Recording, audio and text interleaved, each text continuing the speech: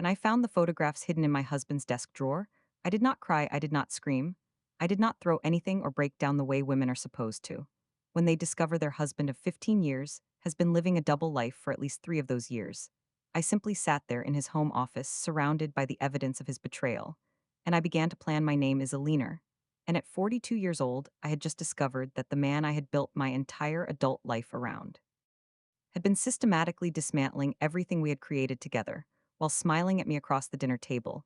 Every single night, the photographs showed my husband Richard with a woman I did not recognize at first, a blonde, perhaps 10 years younger than me, with the kind of easy smile that comes from never having worried about anything substantial in her entire life. They were on a beach somewhere tropical, and Richard was wearing the watch I had given him for our 10th anniversary, the one he told me he had lost during a business trip to Chicago 6 months ago. There were dozens of pictures spanning what appeared to be multiple trips, multiple locations, multiple moments of intimacy that should have belonged to me, to us, to the marriage.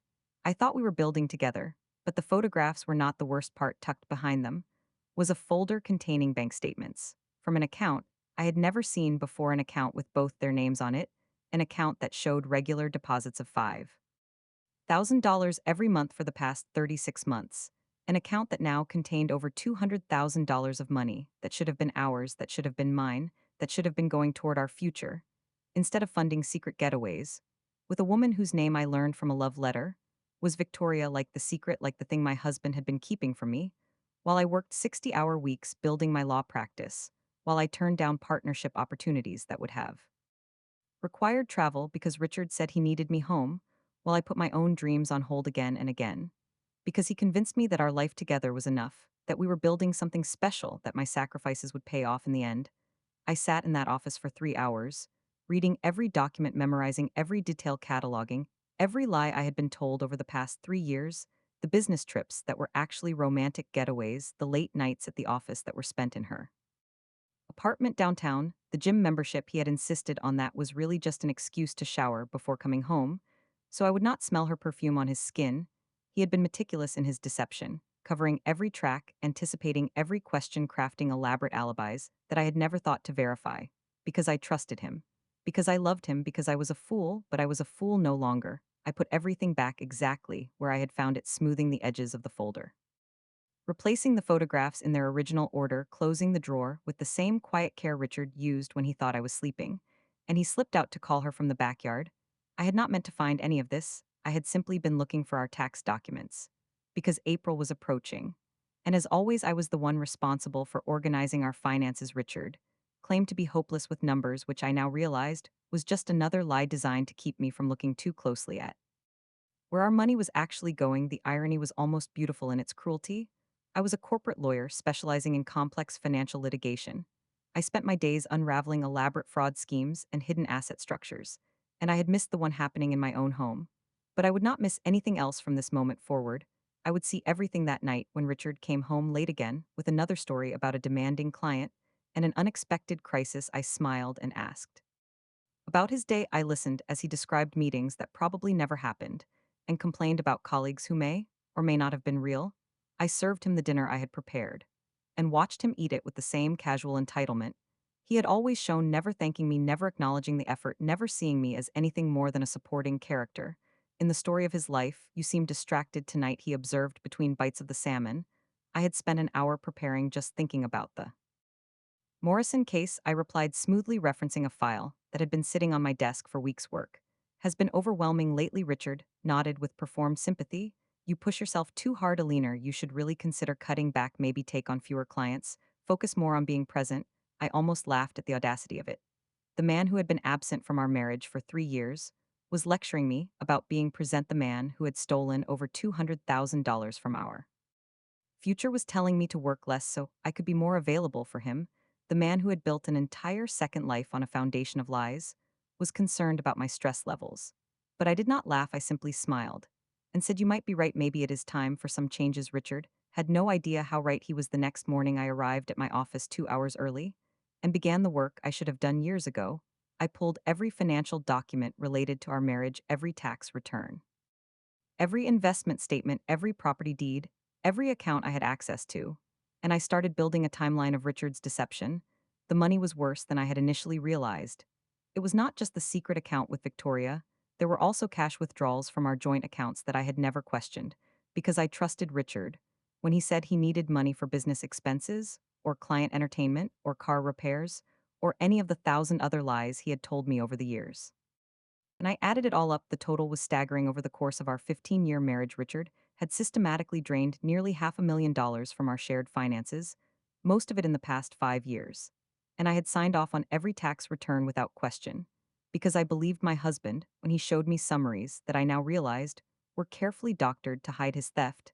The legal implications of this were significant. Because I was a lawyer, I understood exactly how much trouble Richard could be in if I chose to pursue this aggressively. Financial fraud within a marriage was still fraud, especially when one spouse systematically deceives the other about the true state of their finances, especially when that spouse uses joint funds for personal purposes without disclosure, especially when that spouse creates hidden accounts and forges documents to cover their tracks.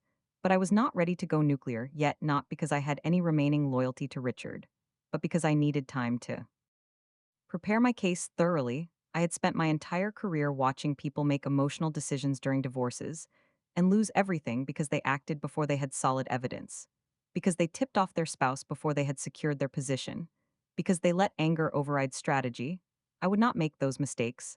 I spent the next 3 months gathering evidence. While pretending everything was normal, I installed tracking software on our home computer and discovered Richard was using it to communicate with Victoria through a private email account.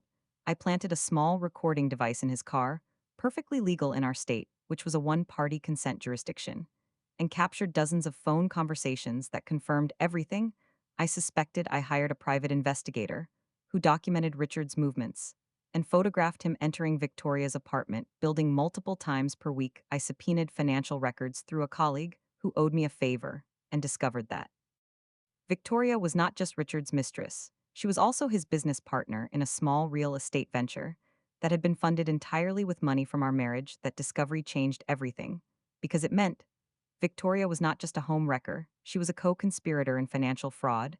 It meant I could pursue legal action against both of them, not just in divorce court, but potentially in criminal court. As well, it meant the sweet, simple revenge I had been planning could become something much more comprehensive, much more devastating, much more satisfying.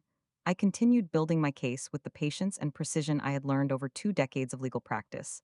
I documented every asset Richard might try to hide, every account he might try to drain, every lie he had told that could be disproven with evidence. I created a timeline of his affair that was so detailed.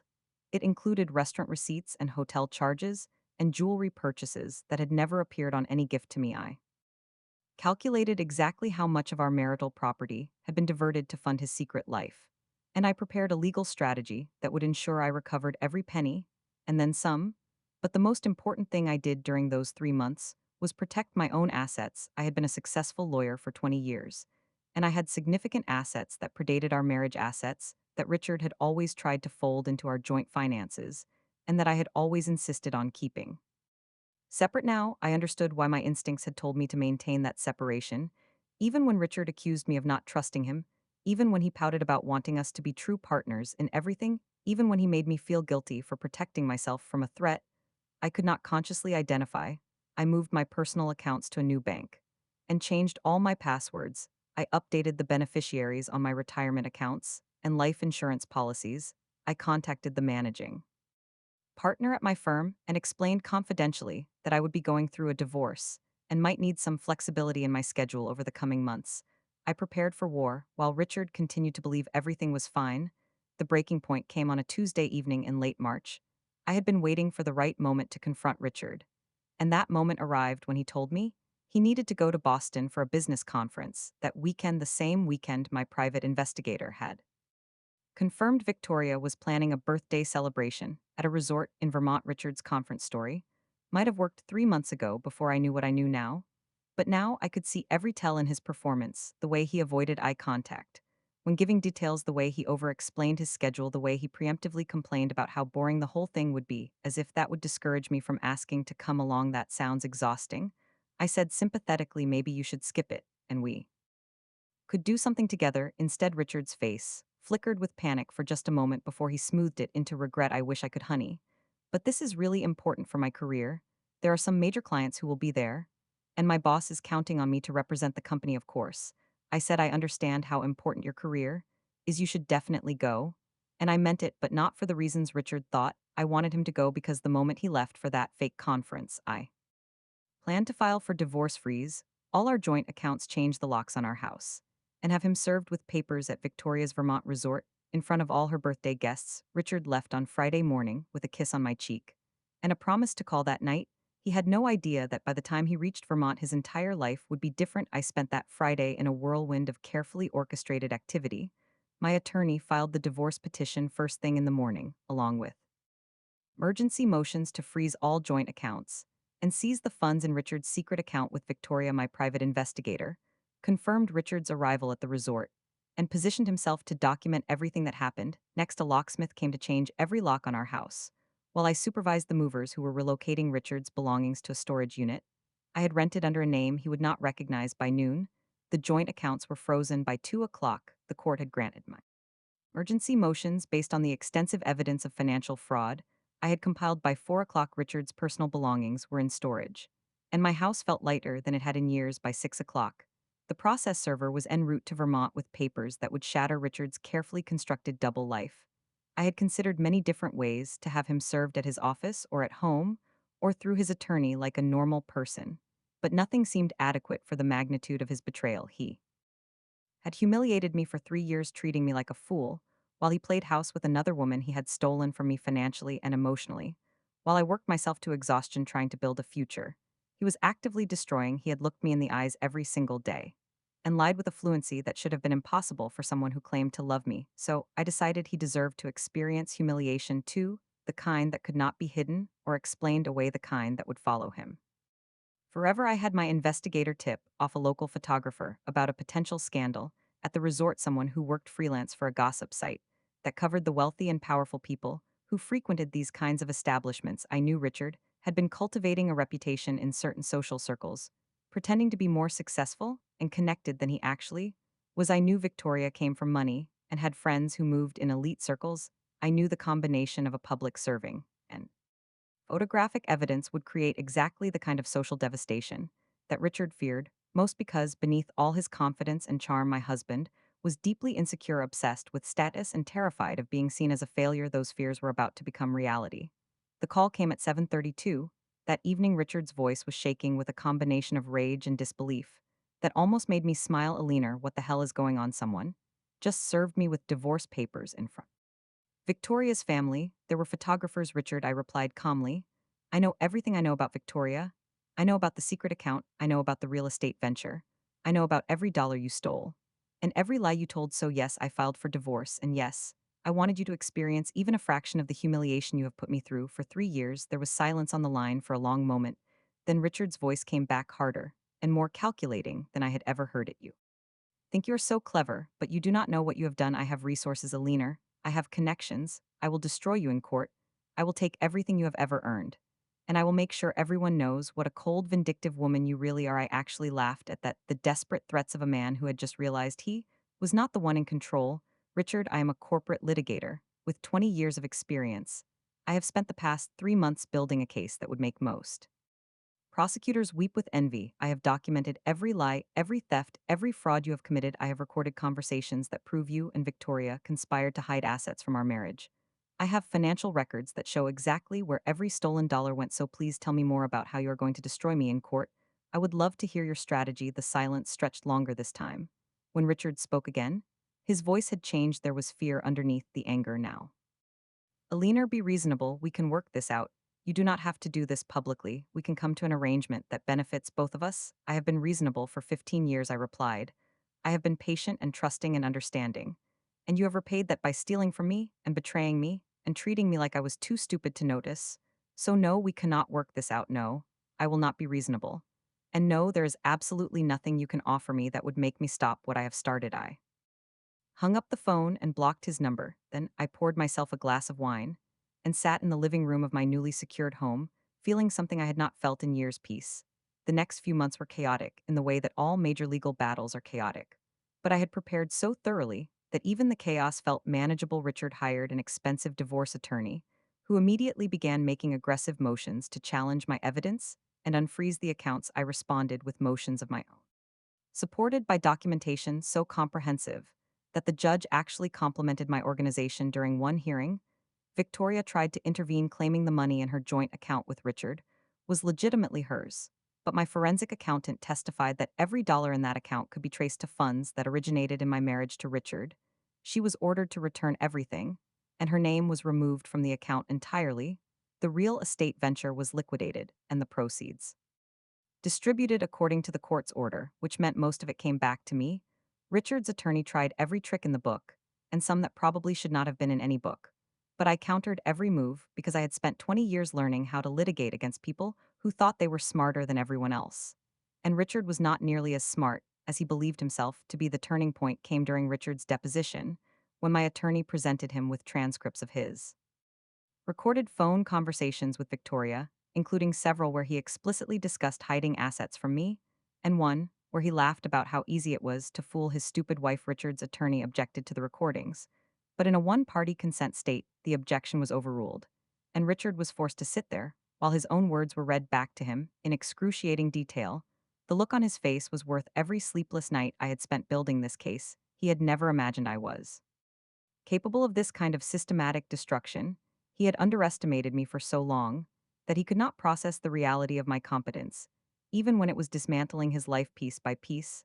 After the deposition, Richard's attorney approached mine about a settlement. Richard was suddenly willing to accept an arrangement that gave me the house and most of our joint assets, plus a significant portion of his retirement accounts, plus full restitution for the documented fraud, plus attorney's fees and costs. It was a capitulation so complete that my attorney actually asked if I wanted to push for more. I considered it for about 5 seconds before deciding that enough was enough. I had proven my point, I had recovered my losses. I had exposed Richard for what he truly was. I did not need to destroy him completely. I just needed to ensure he could never hurt me again.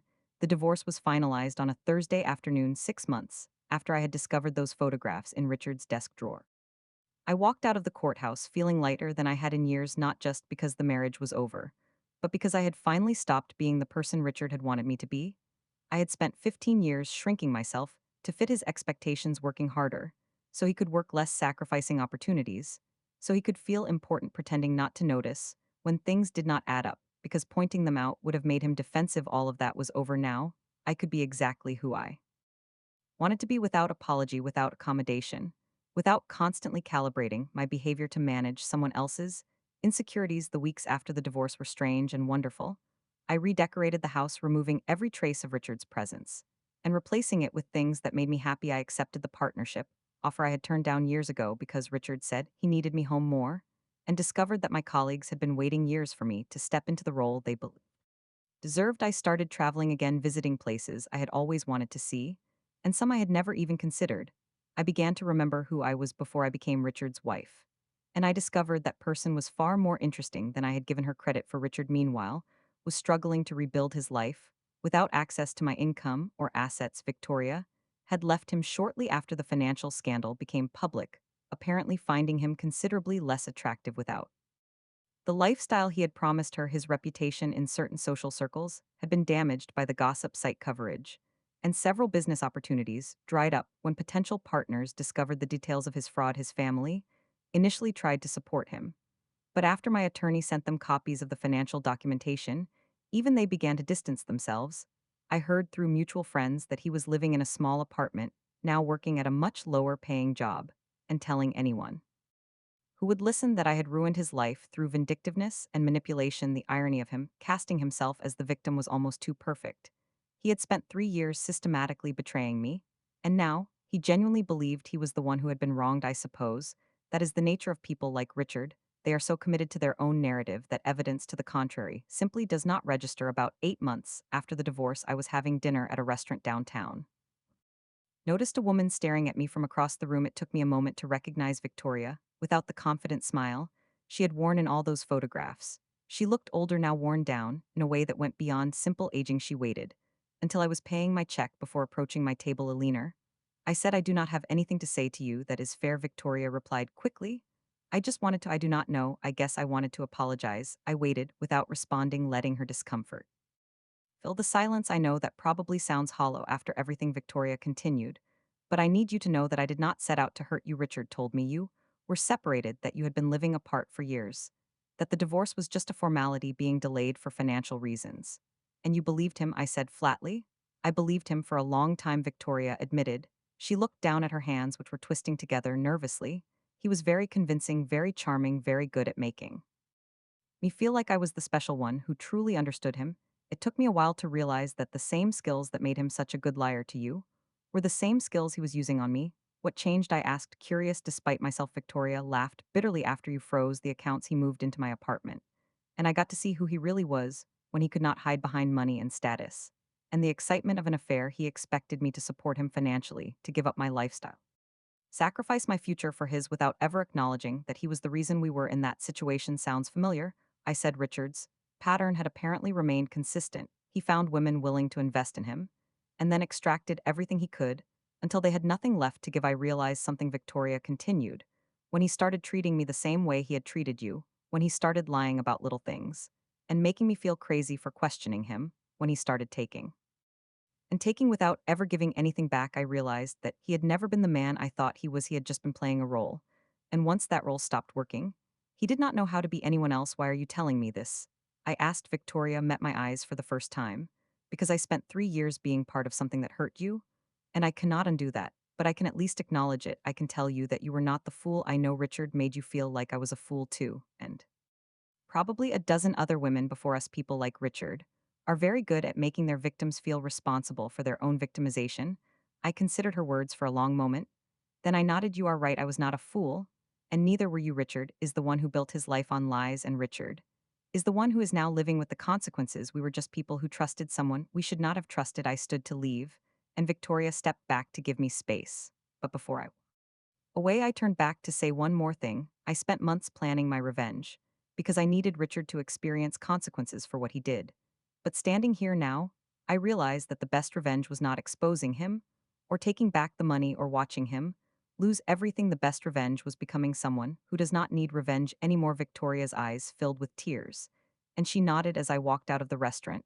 I felt the last weight of my marriage lift from my shoulders. The next year brought changes I had not anticipated. My success at the law firm continued, and I was eventually approached about joining the leadership team, a role that would let me shape the direction of the entire practice. I accepted, and discovered that I had opinions about how things should be run, opinions I had been suppressing for years. Because Richard always needed to be the one with the vision, the one with the plan, the one whose career came first. I started a mentorship program for young women attorneys focused on helping them recognize the patterns I had missed, the slow erosion of boundaries, the gradual sacrifice of ambitions, the dangerous belief that loving someone meant accepting whatever treatment they offered. I spoke at conferences about financial abuse, in relationships, about how smart, successful people could be systematically deceived, about the importance of maintaining separate assets and independent financial literacy. Even in healthy marriages, I published an article about my experience, disguised enough to protect my privacy, but detailed enough to help others recognize similar situations. And I was stunned by the response. Hundreds of women wrote to me sharing their own stories, asking for advice, thanking me for making them feel less alone in their struggles. I had not planned to become an advocate for anything. I had just wanted to survive my divorce with my sanity and my assets intact. But somewhere along the way, surviving had become thriving, and thriving had become a platform I could use to help others avoid the traps. I had fallen into. The most unexpected development came about 18 months after the divorce, when I met someone new. His name was Daniel, and he was an architect who had designed the renovation of our firm's new office space. We started as professional acquaintances, then became friends, and eventually became something more. But this time I did things differently. This time, I kept my own apartment for the first 2 years we were together, even when Daniel offered to move in. Together this time, I maintained separate finances and insisted on transparency about our respective obligations. This time, I spoke up when something bothered me instead of swallowing my concerns to keep the peace. Daniel was nothing like Richard, patient. Where Richard had been demanding, secure. Where Richard had been jealous, supportive. Where Richard had been competitive. He did not need me to be small so he could feel big. He did not resent my success or try to claim credit for my achievements. He loved me exactly as I was, which turned out to be the most radical thing anyone had ever offered me. 3 years after my divorce, I was sitting in my corner office, looking out at the city skyline, when my assistant knocked to say someone was waiting to see me without an appointment. She said it was urgent I told her to send whoever it was in, and was genuinely shocked when Richard walked through the door. He looked different, older, and more tired than I remembered, with lines around his eyes that had not been there before. He was wearing clothes that were clearly cheaper than his old wardrobe, and there was something defeated in his posture that I had never seen during our marriage. Alina, he said, thank you for seeing me. I did not exactly agree to see you, I replied. You just showed up, I know, Richard admitted, and I would not blame you for calling security. But I needed to talk to you just for a few minutes. And then I will leave and never bother you again. I considered calling security anyway, but curiosity won out. I gestured a chair, and Richard sat down heavily like a man who had been carrying something too long. Fine. I said, you have 5 minutes. Richard took a deep breath. Then began, I know you probably do not want to hear this. And I know it does not change anything. But I wanted to tell you that I am sorry, not the kind of sorry that expects forgiveness or asks for anything in return. Just the kind that acknowledges I was wrong, you were wrong, I repeated flatly, you were wrong for 3 years, while you systematically stole from me, lied to me, and made me feel like the problem in our marriage. I was. Richard agreed. I told myself all kinds of stories to justify what I was doing. I convinced myself that you did not really need the money, that you would never miss it, that the affair was actually good for our marriage. Because it made me happier and more attentive at home. I was so committed to those stories that I could not see how monstrous they actually were. What changed? I asked the same question I had asked Victoria, but from Richard. The answer mattered more. I hit bottom, Richard said simply. After you divorced me and Victoria left, and my career fell apart, and my family stopped speaking to me, I had to face the fact that everyone in my life had come to the same conclusion about me.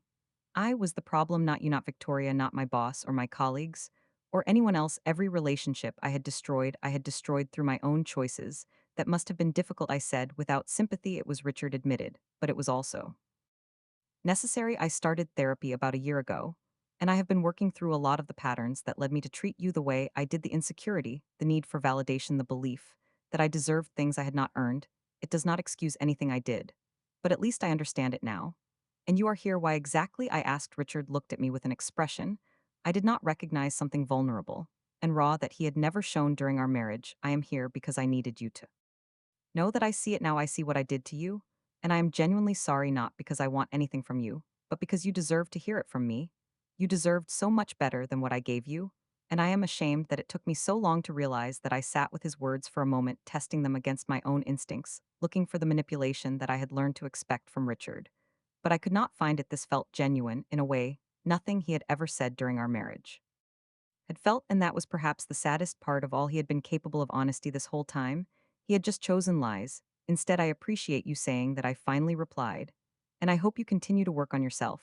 But I want to be clear about something. I do not forgive you, not because I am holding a grudge, but because forgiveness is not something you can earn through apology. What you did caused real damage to my life and my ability to trust and my sense of myself. The fact that you feel bad about it now does not undo any of that. I know, Richard said, and I am not asking for forgiveness. I just wanted you to know that your revenge, or whatever you want to call it, the way you exposed everything and took back what was yours, it worked not in the way you probably intended, but it worked. It forced me to see myself clearly for the first time in my life. And even though losing everything was the worst experience I have ever had, I am actually grateful for it, because without that I would have gone on being the person I was, and that person was not worth being. He stood to leave, then paused at the door. You have built an amazing life, Alina. I read about your partnership and your mentorship program. And the article you published. I am genuinely happy for you, and I hope Daniel knows how lucky he is. I almost asked how he knew about Daniel, then decided I did not care. Richard's opinion of my life no longer mattered to me. I just nodded and watched him walk out the door, closing it quietly behind him. I sat alone in my office for a long time after that, thinking about the strange journey that had brought me here. The photograph I had found in that desk drawer had seemed like the end of my world at the time, but it had actually been the beginning of a new one, a world where I was stronger and more successful and more myself than I had ever been allowed to be. In my marriage, Richard had meant to diminish me, to replace me with a younger model, and ride off into the sunset with my money and his new love. Instead, he had given me the push I needed to become everything he had been afraid I would become, the version of myself that did not need him, that did not shrink to make him comfortable, that did not accept less than I deserved. I thought about all the women who had written to me after my article, people trapped in situations similar to mine, who did not know how to escape. I thought about the mentees I was guiding through the early years of their careers, helping them avoid the traps I had fallen into. I thought about Daniel and the healthy relationship we were building together, based on mutual respect and honest communication and genuine partnership. All of these things had grown from the ashes of my marriage. They were the legacy of Richard's betrayal, transformed into something beautiful by my refusal. To be destroyed, my phone buzzed with a message from Daniel asking if I wanted to meet for dinner. I smiled and texted back yes, suggesting the restaurant where I had run into Victoria all those months ago. It was a good place full of happy memories now instead of painful ones. Everything had changed since that terrible day when I found those photographs. And yet nothing essential had changed at all. I was still me. I had always been strong and capable and worthy of love. I had just forgotten those things for a while, lost in the fog of a marriage that required me to be less so my husband could feel like more. The revenge I had taken on Richard had been thorough and devastating. But it was not what defined me was what I had built afterward. The career I had grown, the relationships I had nurtured, the purpose I had found in helping others. The life I was living now was not a reaction to Richard's betrayal. It was an expression of who I had always been underneath the compromises and sacrifices and accommodations I had made to keep my marriage intact. That evening over dinner with Daniel, I told him about Richard's unexpected visit and the apology he had offered. Daniel listened carefully, then asked how I felt. About it, I feel like a chapter is finally closed. I admitted for a long time I was angry even after the divorce, even after I had recovered everything he took. I was still carrying this rage at how thoroughly he had deceived me. But seeing him today, seeing how broken he has become, I realized that I do not need to be angry anymore. He is living with the consequences of his choices. And I am living with the consequences of mine. And my consequences turned out to be pretty amazing. Daniel smiled and reached across the table to take my hand. You know what I love most about you, he said. You take the worst things that happen to you, and you find a way to make something meaningful out of them. That article you wrote has helped so many people. The mentorship program is changing careers. There is this whole community of women who feel less alone. Because you were willing to share your story, I shrugged, uncomfortable with the praise.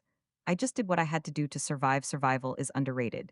Daniel replied, a lot of people do not survive things like what you went through. They get bitter, or they give up, or they spend the rest of their lives defined by what was done to them. You did something different, you let it change you. But you decided how it would change you. That is not just survival, that is alchemy. I thought about his words. As we walked home through the city streets hand in hand, the night was cool and clear. And the buildings around us glowed with lights from thousands of windows. Behind each of those windows was a story. I knew now that many of those stories contained betrayal and loss and heartbreak, but I also knew they contained resilience and recovery, and hope. The human capacity for both cruelty and kindness never stopped amazing me.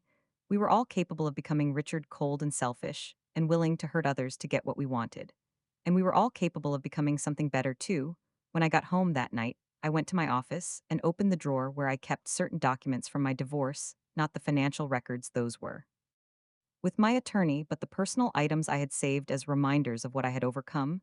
There was a copy of Richard's first confession, after I confronted him, full of excuses and deflections, that revealed how little he understood about what he had done. There was a letter Victoria had written me shortly after our dinner, apologizing again and thanking me for my grace.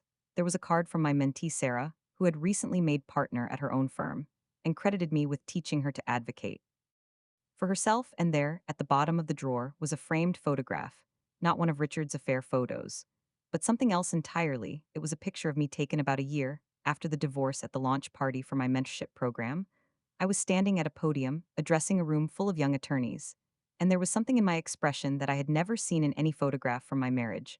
I looked powerful, confident, sure of my place in the world. The woman in that photograph was not someone's wife or someone's victim. She was simply herself, fully and completely, without apology or accommodation. I kept that photograph as a reminder of who I had become, and every time I looked at it, I felt grateful, not for the pain that had led me there, but for my own resilience in transforming that pain into purpose. 5 years after I found those photographs in Richard's desk, I published a book about my experience and the lessons I had learned. It was called Building from Betrayal, and it became bestseller not because my story was unique, but because it was universal. So many people had experienced similar betrayals and found themselves wondering how to move forward. The book gave them a roadmap. And more importantly, it gave them permission to be angry and hurt and lost before they found their way to the other side.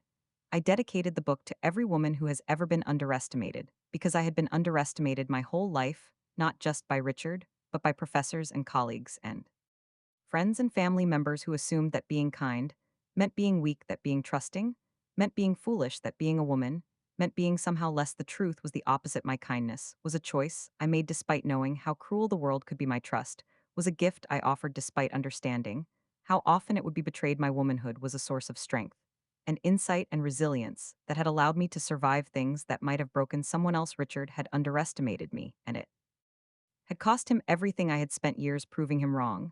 And in the process, I had proven something to myself, too. I was exactly as strong as I needed to be to build exactly the life I wanted. The book tour took me around the country and then around the world, speaking to audiences who wanted to know how I had done it, how I had taken such a devastating blow and turned it into something positive. The answer was always the same: I had refused to let Richard define me. I had refused to accept his narrative about who I was and what I deserved. I had taken control of my own story. And I had written a better ending than he ever could have imagined. During a speaking event in London, someone asked me if I had any regrets about how I handled the divorce, the very public serving of papers, the frozen accounts, the complete financial devastation I had visited upon Richard. Was there any part of me that wished I had been less aggressive, less thorough, less willing to destroy him? I thought about the question for a long time before answering. I regret that it was necessary. I finally said, I regret that I married someone capable of treating me the way Richard did. I regret all the years I spent shrinking myself to make him comfortable, all the opportunities I passed up, all the times I ignored my own instincts because I did not want to seem paranoid or untrusting.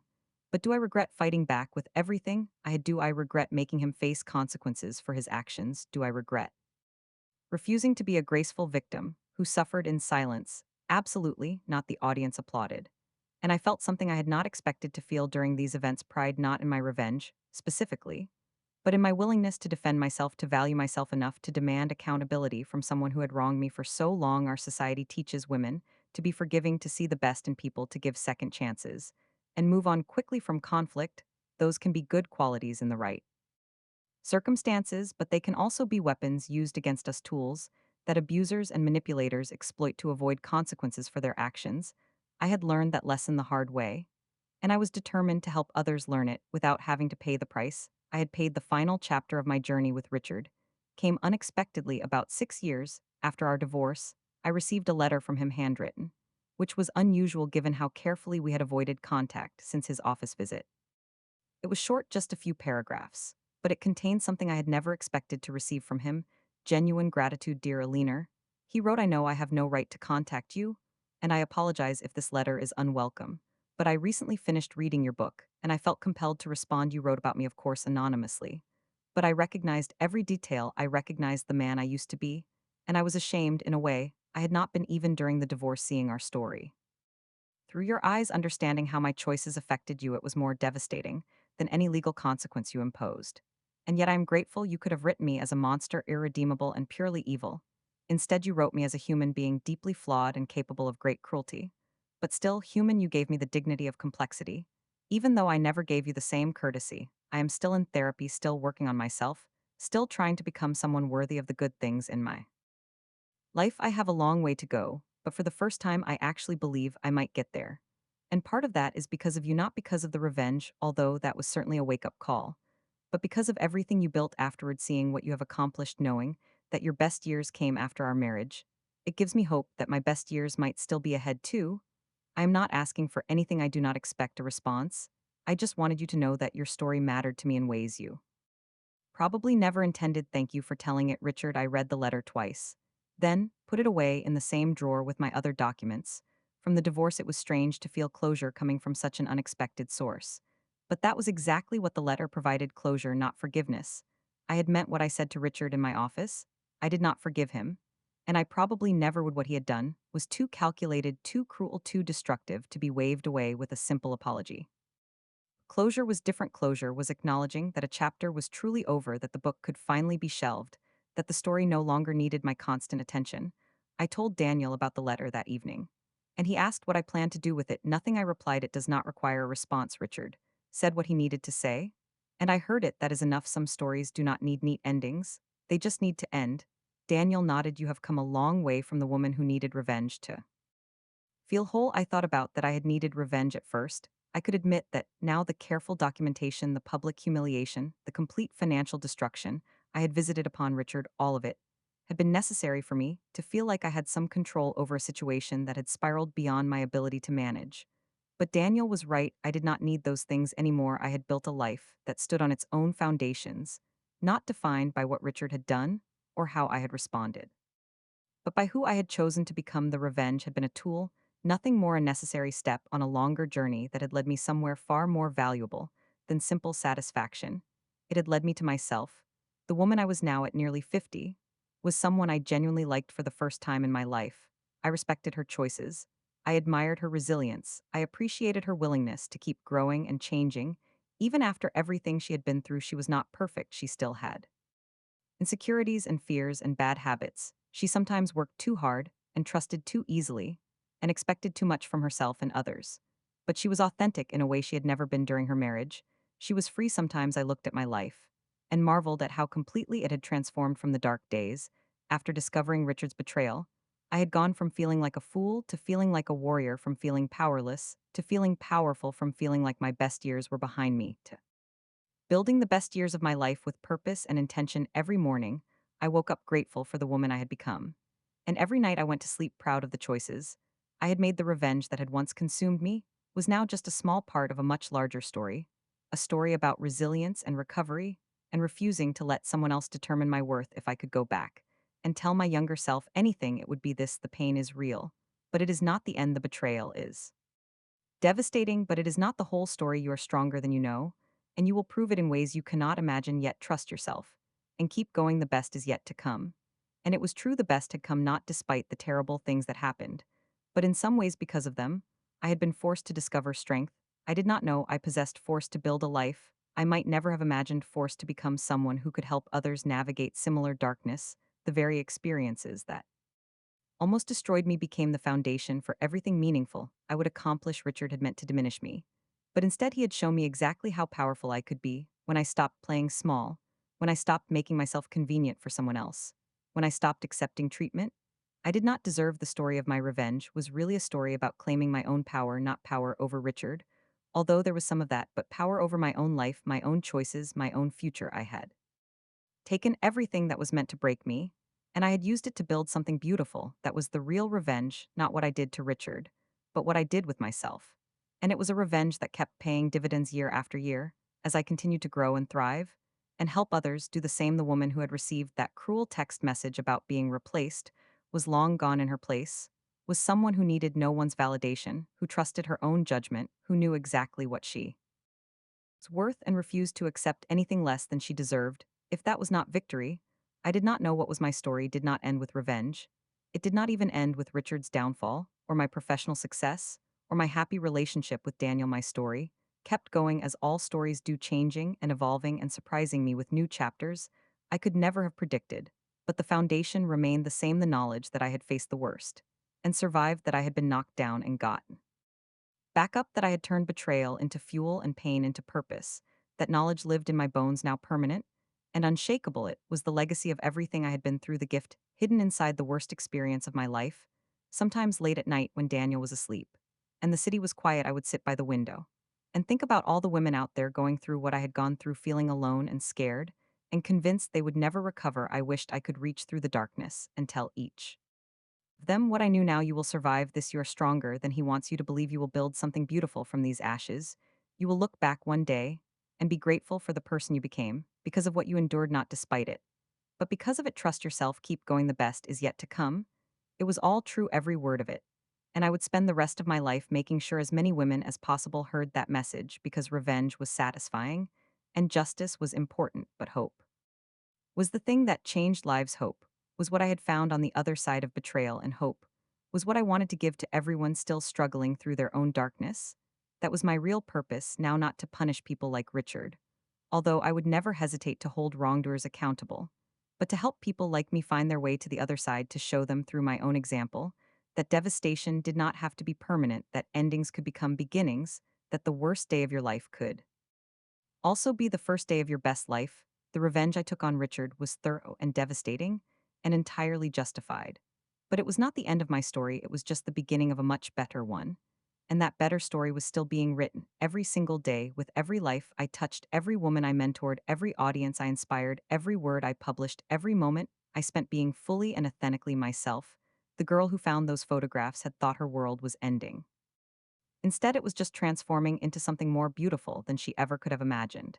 And the story continues still, because that is what stories do when you refuse to let them end in tragedy, when you insist on writing your own happy ending, when you take everything meant to destroy you and transform it into fuel for an extraordinary life. Richard never understood that he never understood that the woman he dismissed as getting older was actually getting wiser, that the business he mocked as a little hobby was actually the foundation of an empire, that the wife he betrayed was actually stronger than he could ever hope to be. He underestimated me completely, and that underestimation became the source of his downfall. But more importantly, it became the source of my liberation. Because once I realized he had never truly seen me, I was finally free to see myself clearly for the first time. And what I saw was someone worth fighting for, someone worth believing in, someone capable of achieving extraordinary things. When she stopped letting others define her limits, that discovery was the real treasure hidden inside the nightmare of my marriage. Not the money I recovered, or the reputation I rebuilt, or the revenge I extracted, but the self knowledge I gained, the understanding that I had always been enough. I had just been waiting for permission to believe it. I did not need that permission anymore. I gave it to myself the same way I gave myself everything else. I needed now love and validation, and purpose and hope, all of it coming from within instead of depending on someone else to provide it. That was freedom, that was power, that was the life I had built from the ashes of my betrayal. And it was more than revenge could ever have given me. It was everything I had ever wanted, and everything I would continue to build for as long as I drew breath, because my story was not about Richard. Not really. It was about me. It had always been about me. I just had not realized it until he forced me to fight for my own survival, and in fighting, I discovered I was capable of so much more than survival. I was capable of thriving, and thrive I did, and thrive I would for all the days of my life, surrounded by people who loved me, doing work that mattered, living with purpose and passion, and an unshakable conviction that I deserved every good thing that came my way. That was the ending Richard never saw coming, the ending where I won not by destroying him, although I did that too, but by building a life so magnificent that his betrayal became nothing more than a footnote in a story about triumph. And the best part was the story kept getting better with each passing year, with each new achievement, with each life I touched, with each morning. I woke up grateful to be exactly who I was. There was no final chapter. Because I was still writing, still growing, still becoming. And whatever came next, I knew I would face it with the same strength and resilience and determination that had carried me through the darkest days of my life, because I had been forged in fire, and I had emerged unbreakable. That was my story, that was my revenge, that was my life.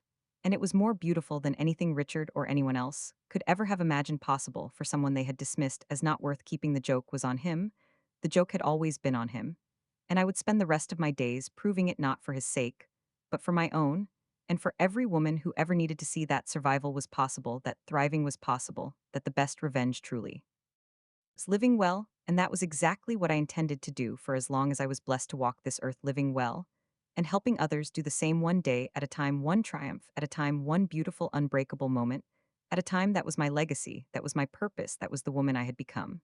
And I would not trade her for anything, not for the naive trust of my younger self, not for the comfortable illusions of my marriage, not for a single moment of the pain I had endured, because all of it had led me here, to this moment, to this life, to this version of myself that I loved without reservation. And that was worth everything, that was worth more than revenge could ever measure. And it was mine completely and forever, mine to enjoy and mine to share and mine to celebrate for all the days yet to come.